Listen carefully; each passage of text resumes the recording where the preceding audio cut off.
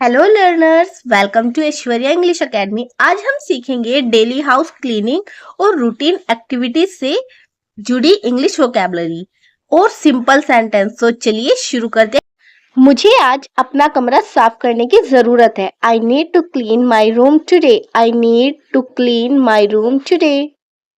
सबसे पहले मैं अपना बिस्तर सही करती हूँ। First I make my bed. First I make my bed.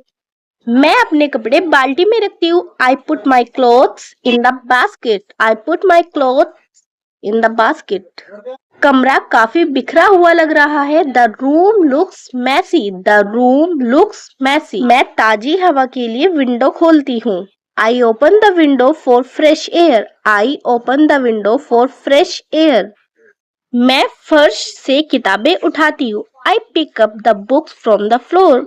I pick up the books from the floor.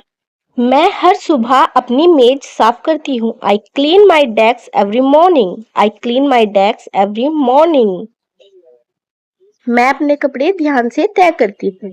I fold my clothes carefully. I fold my clothes carefully. मैं खिलौने बॉक्स में रखती हूँ। I put the toys in the box. I put the toys in the box.